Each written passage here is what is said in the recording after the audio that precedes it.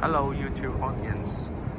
Today is December 26th and I would like to take you to visit this magnificent American elm tree on the crossroad of Brooklyn Avenue and Campus Parkway in Seattle, on the campus of University of Washington. And you can see this is an extremely beautiful tree, and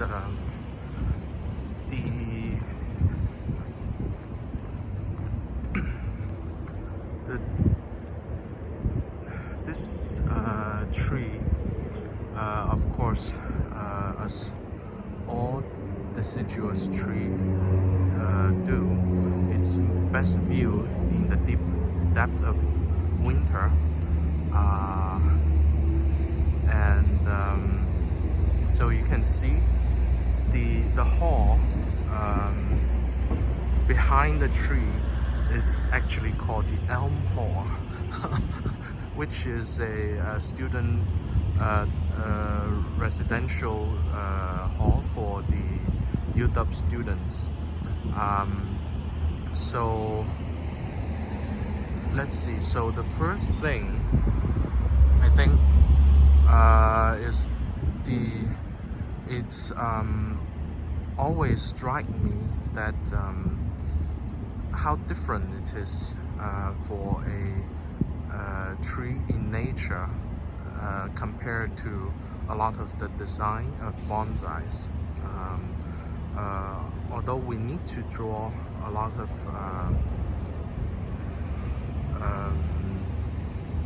inspiration from nature, but in practice a lot of people design bonsai from purely from the paradigm that people established for bonsai. A very important thing is sometimes a lot of the bonsais, their pad look very flat and very two-dimensional, and in between there may not be anything between pads, and that is really based on the paradigm of some very beautiful pine tree that you can see in the mountains. But deciduous tree is very different. It's very three-dimensional, and you can almost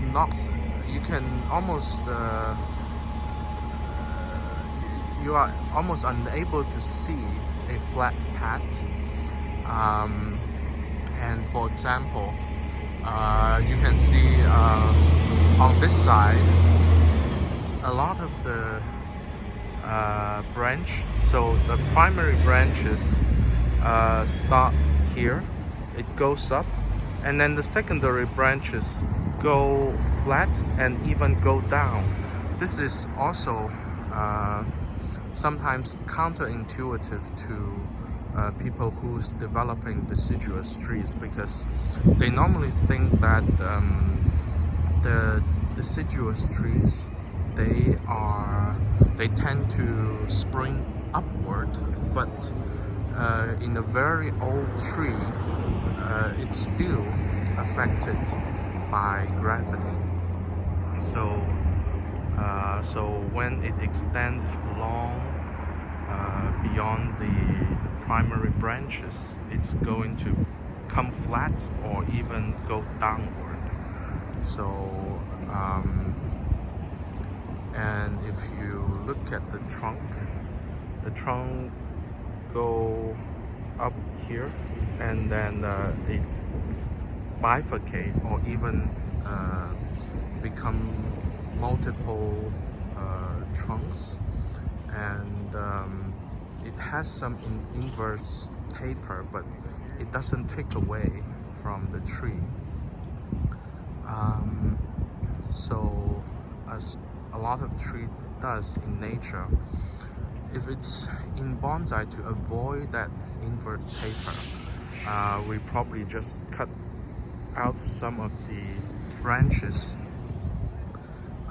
but in nature it doesn't comply to the roots of bonsai.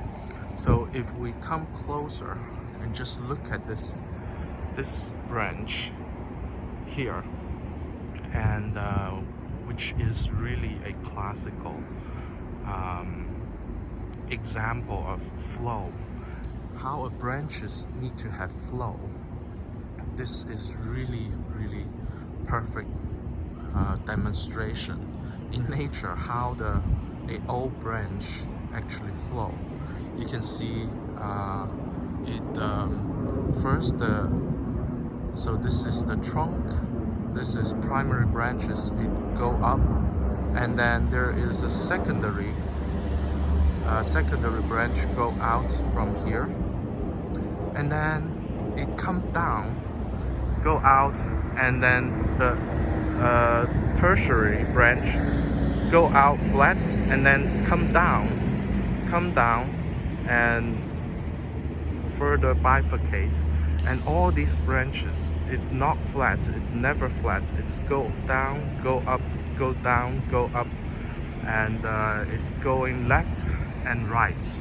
If we can go to the side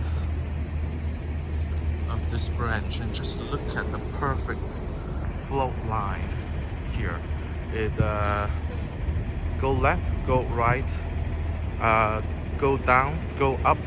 It's nicely flowing out. And of course this is a very old tree, so it has a lot of ramification. It's really beautiful. I don't think even any trees in the bonsai show can reach this level. Even the best naturalistic style, it's probably very difficult to reach this level. So the tree definitely has its problem, but it's almost unavoidable, because this direction is south and this direction is north. So and also the tree is blocked by a building on one side, so you can see this side, the south facing side, has way more branches than the north facing side, but this is almost unavoidable. It's limited by its environment, but in bonsai the way we avoid it is to turn the bonsai once in a while and then make sure both sides receive about the same amount of sunshine. Then you can avoid this problem. But I would just like to take some time to study this tree and try to understand why it looks so nice. So you can see all these branches, primary branch, secondary branches go up, all the way up, and then some go down and some go all the way up to the top. And then when it has secondary and tertiary branches, it starts to go flat, and even you can go to the tertiary or the fourth layer of branches. It can really go down, and every branch is full of flow. You can see anyone go left, right, and it's always unpredictable.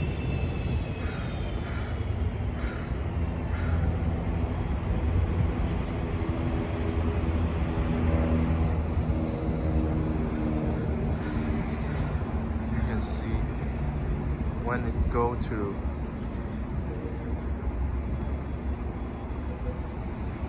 secondary, tertiary branches, it start to go flat, and then when it further branch, it goes down, and it filled the whole space. There is not a specific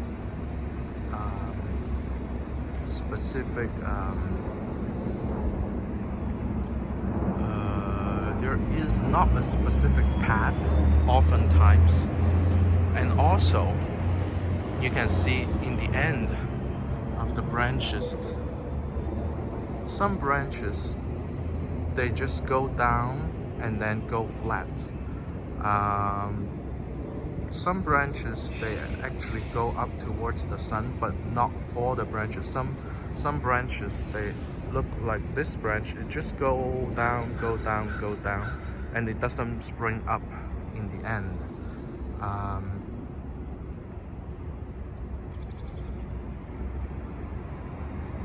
You just feel the whole space. It's everywhere, and it's like a net that's very unpredictable. Almost look like the vein of a leaf.